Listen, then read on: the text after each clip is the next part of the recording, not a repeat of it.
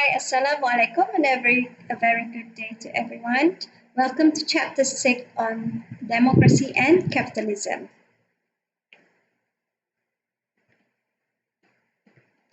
So, in this topic, there are four main subtopics: definition of democracy and capitalism, number two, types of state, political system and political party, and number three, civil society and other actors, and capitalism and its impact. So, definition of democracy is about freedom, uphold freedom, and also it's about number three, if you can see, focus on point number three, governed by the people, a form of government in which a supreme power is vested in the people. But the thing about, if you look at number one, is stated about liberty to be supposed, and it is although all of us are free, but because we want things to be organized, so we are giving some of our freedom to the government, and so that we can organize better. And it is also about number two is about consultation, as mentioned in Quran. And in the fourth one, it is a state of society characterized by formal equality of rights and privileges. So with democracy, we do have our rights, we do have our privileges. Meanwhile, when it comes to capitalism, this is an economic system adopted by democracy.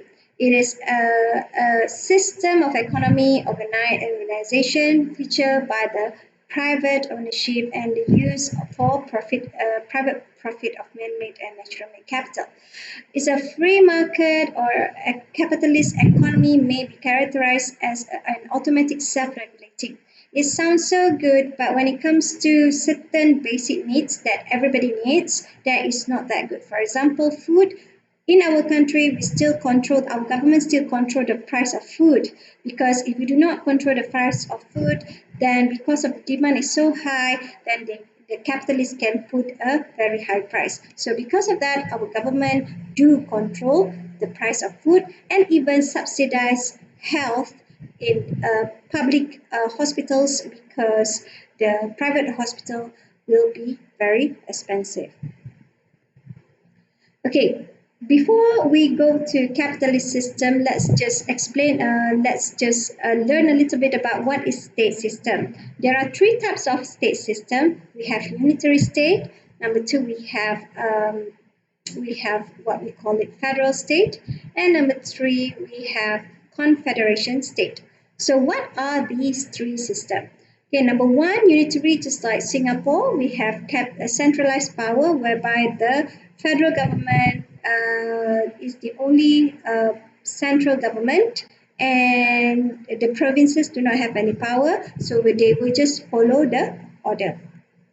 Federal government, just like Malaysia, whereby we do have the federal government and we also have states or negeri, okay, kerajaan negeri, and it is stated in our federal constitution the separation of power between state and also federal. So both do have certain power in certain area, and some did actually hold both responsibility on certain thing. When it comes to confederation, we do not have as any country that follow confederation, but we do have international governmental organizations such as United Nations, EU, and ASEAN, whereby the power came from the states, the countries, and because the countries recognize United Nations, okay, as a place for all the country together and also discuss the situation and disputes. So United Nations emerged. This is what we call confederation. The acknowledgement came from the bottom to the United Nations, ASEAN, and even European Union. So types of political systems. So just now we talked about state system. So now we go to political system. There are at least five. Okay. Democracy, there are two: parliamentary system and constitutional monarchy, or democracy in terms of republic and presidential system. So we have one more political system we call absolute monarchy. Okay. And we do have dictatorship, whereby here there's no individual choice, human rights and violation, and even communism, whereby they believe in classless society, collective leadership, distribution based on need and lack of personal freedom. So, as again, let's just go a little bit in depth about democracy.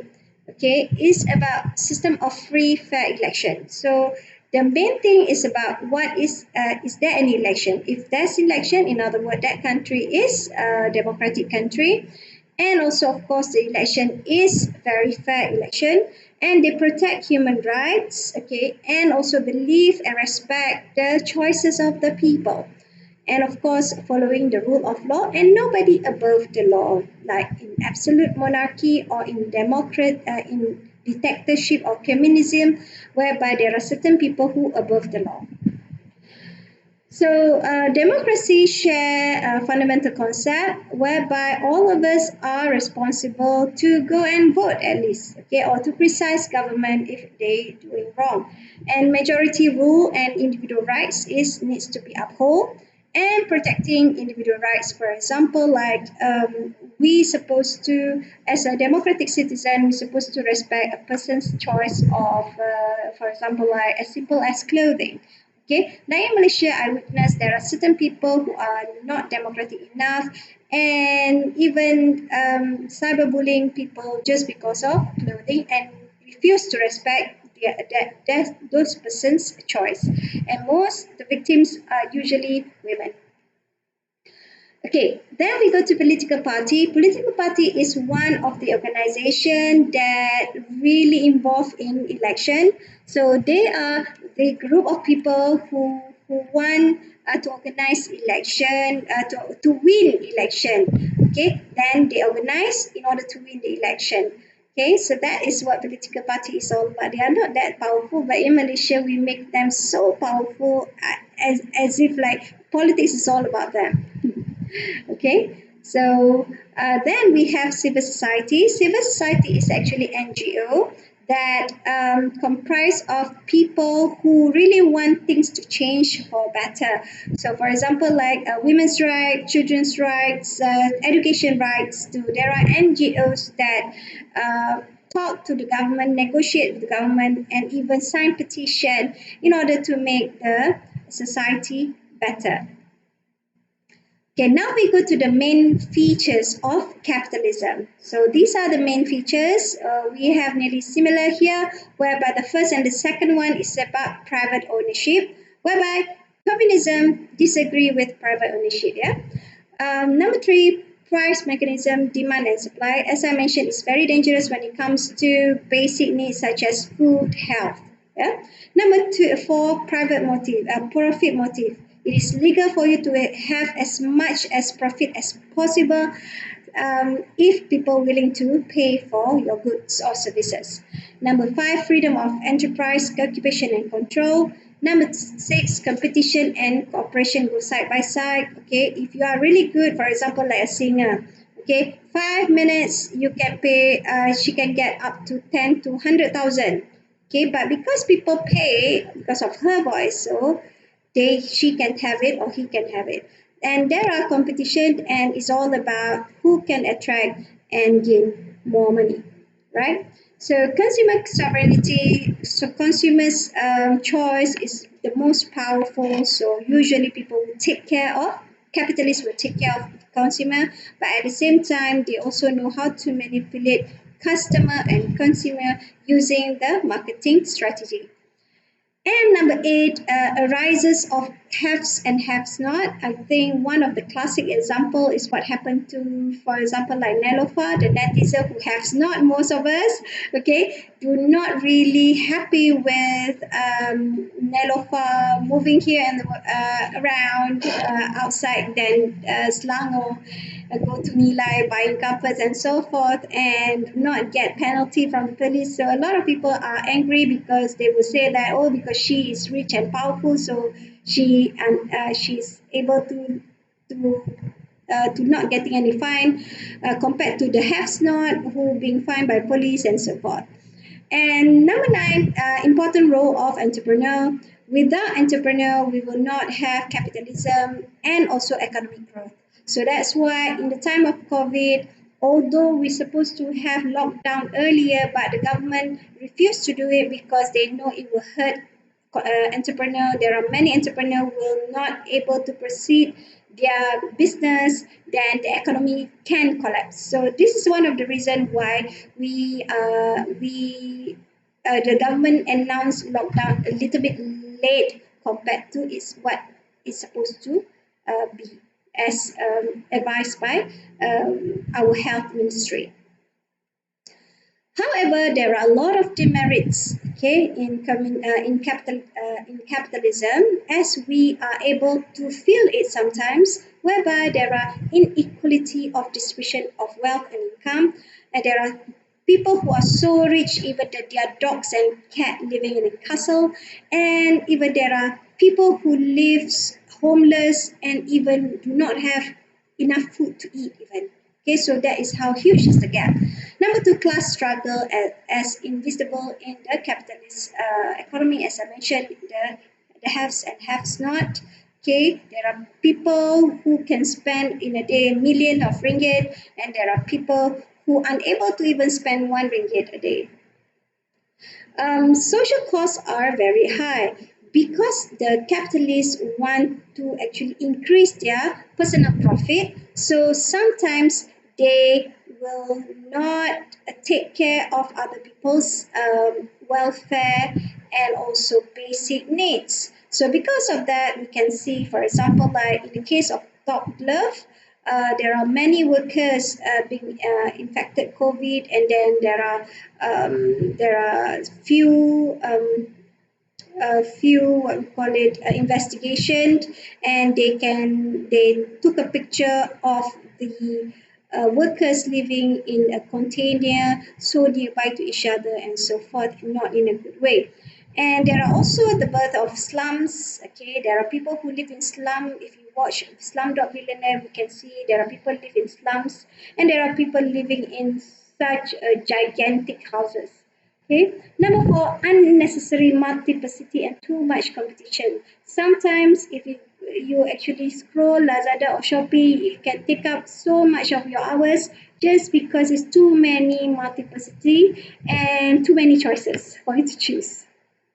It's good, but it's also bad in terms of a lot of things. Instability of capital economy. Okay, it can actually drop if some people manipulate, especially the tycoon manipulate the economy.